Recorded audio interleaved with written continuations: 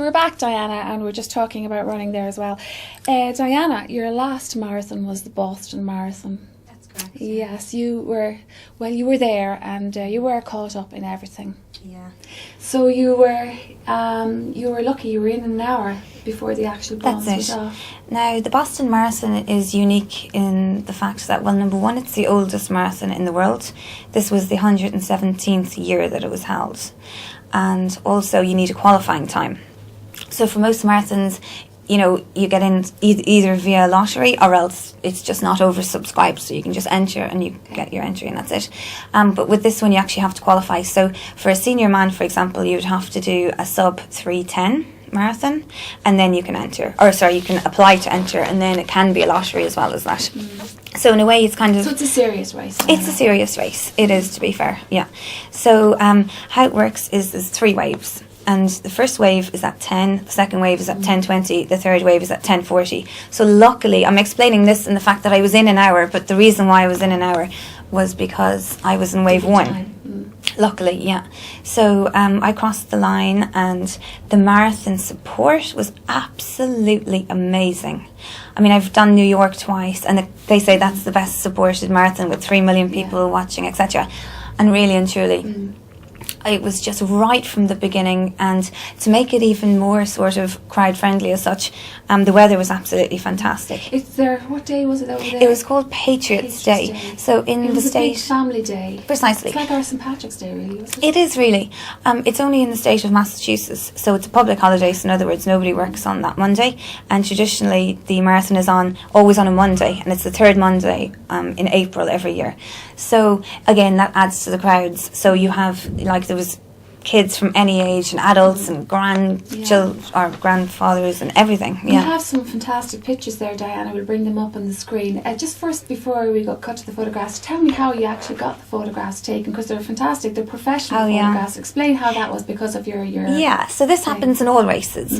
You basically have a bib number, and there's professional cameras everywhere pretty much. So then if they catch your bib number, then obviously they can track you because your name is obviously attached, etc.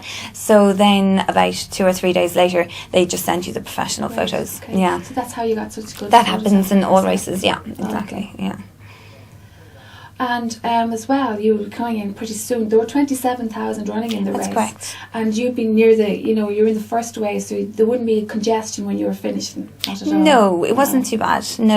It was there was certainly, 27,000 people. It's still going to be relatively... So Diana, there's Sarah. Tell us about that picture now. Okay, what stage of the race that is? This was pretty much at the start of the race, if I can recall. So as you can see now, there's a lot of runners in that photo. You can't really see the crowd that much, but again, you can tell it was a nice day by the shadows, etc. So I think that was at about mile 3, if I can recall. Yeah.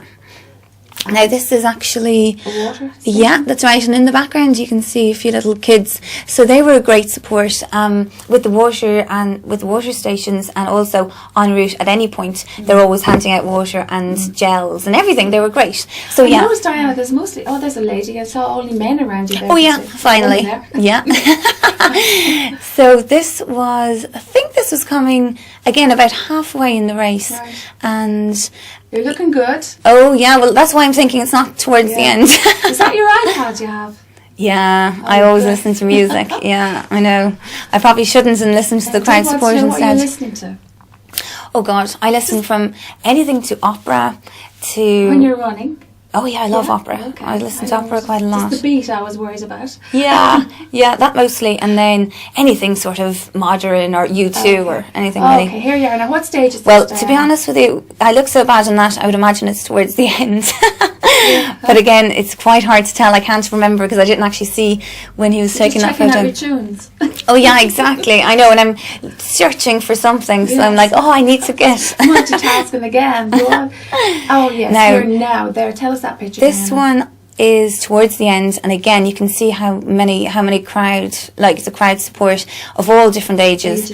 So yeah, I think that was like the pictures that were flashed across the world afterwards. That's very typical of where they and even this wasn't actually, this was about 3 kilometres before the finish line, but even towards the finish line, even more so. I mean, the crowds were 6 feet or 6 people deep, or not even 10. You just honestly, you'd have to have been there about 2 hours beforehand to see anybody. Okay. Or you wouldn't be able to see at the back kind of thing. And this is the finishing. And that's just finishing. Yeah. Well done, eh? Oh, thanks. Oh, there you and are. I'm thrilled to finish at that point. Yeah. And your time was? Oh God, it was 3:41, but it was alright. So then, Diana, you were off. You were an hour there. Just quickly tell us, what happened and. Okay, so basically, I'd finished, as you said, about an hour before, Really? And because First aid?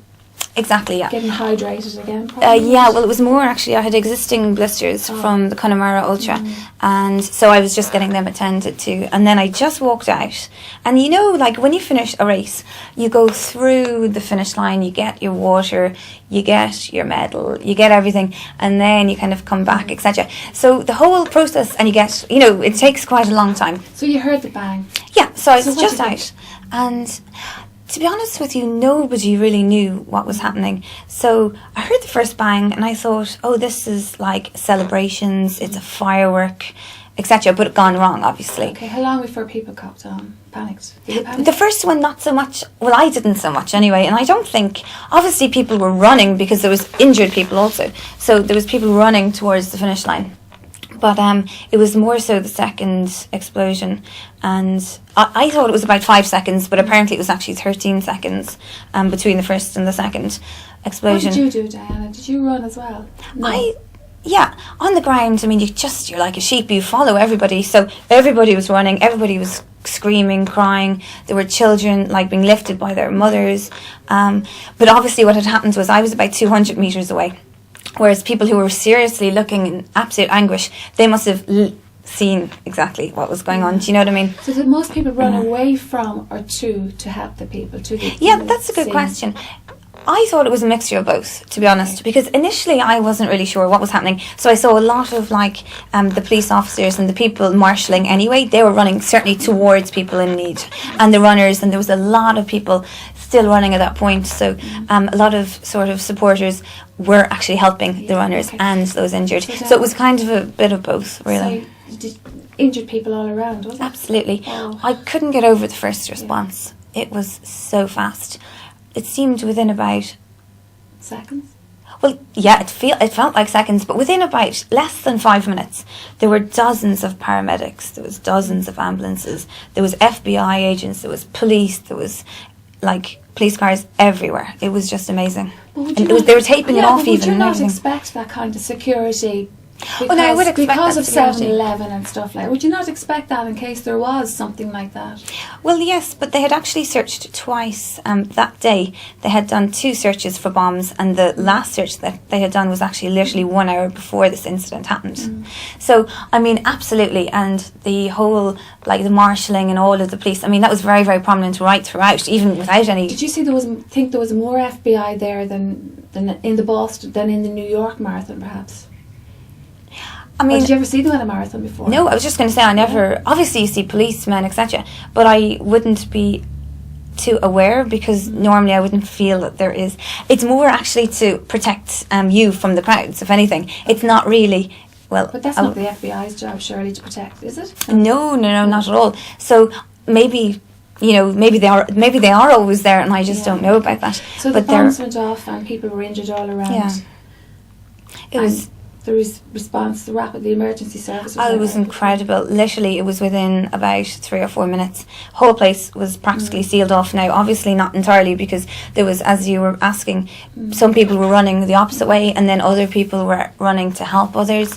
So there was kind of a mixture. But I really hadn't, you don't really know when you're on the ground, you hear all these things. So first it was like the... Were you frightened, Diana? Well, okay, so first I heard it was the fireworks. But then when you hear the second bang or explosion, it gets a bit more sinister than that. Then you hear, it was a gas explosion, and they're both linked or something. It didn't really make sense either. And then it kind of seeps in all about the terrorism, etc.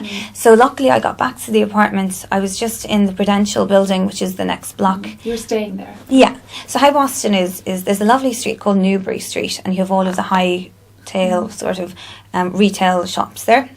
high market retail shops there. And then there's Boylston Street, which is where this incident happened.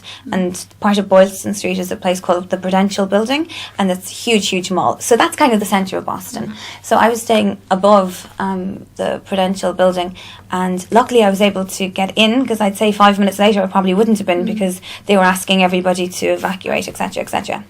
So when I got back to the apartment and when I started watching the TV, it was then, actually, you probably had a better idea than I did, because honestly you weren't told anything, you didn't know anything, and it was only really when you got back to the apartment that you kind of knew the extent of what had happened. Now obviously you can guess and assume, but you're not 100%.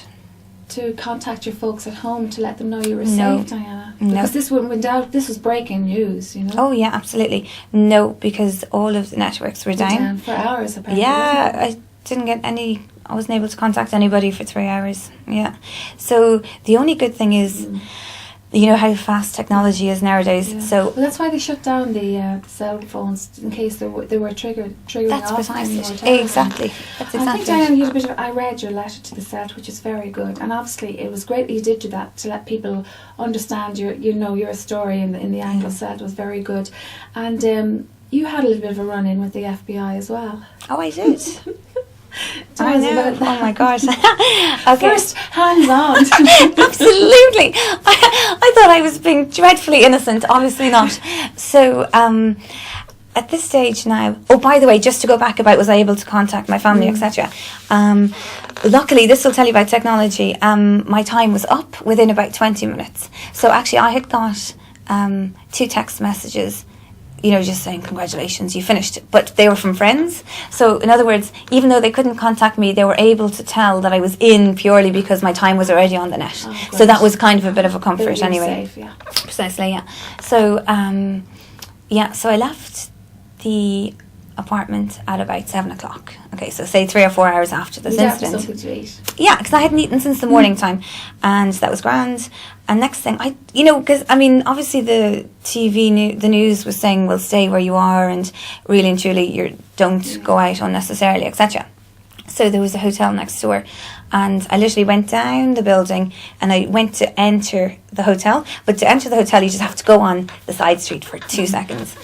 Next thing anyway, I didn't realise that there'd be so many FBI agents, etc. And I was approached by 3 FBI agents, and they started screaming at me because I had my hands in my pocket. I know I shouldn't have, but anyway, lesson learned. And they said, get your hands out of your pocket, put your hands up, blah, blah, blah. Started screaming.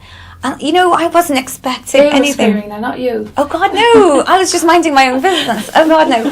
So they said, I suppose, because, subconsciously I wasn't even thinking. And then, they might have thought I had a gun or something. And, like, all these guys, all of the military have, like, their rifles. And, oh, yeah, kind of. So they kind of, like, just checked that I have anything in my pockets, etc. And then I was interrogated for about 10 minutes, and I obviously had to... 10 minutes, Diana? Oh, yeah, I had to produce my... ID?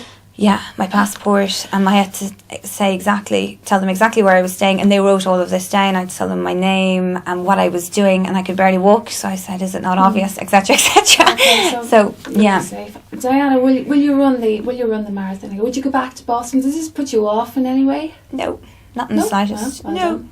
No, these guys are cowards, absolutely not, no. Yeah, there are many, we were just talking earlier, there are many conspiracy theories coming out now. The mind just boggles. We won't go into any of that, but Diana, just before you go, I'd like to just give me a quick run of the Go By Desert. Just quickly, you did the 7 continents. Yes, yeah. You're the first person to do that. Yeah, that's correct. Okay, so Diana, we're going to take an ad break and we're going to come back to talk about it. Okay.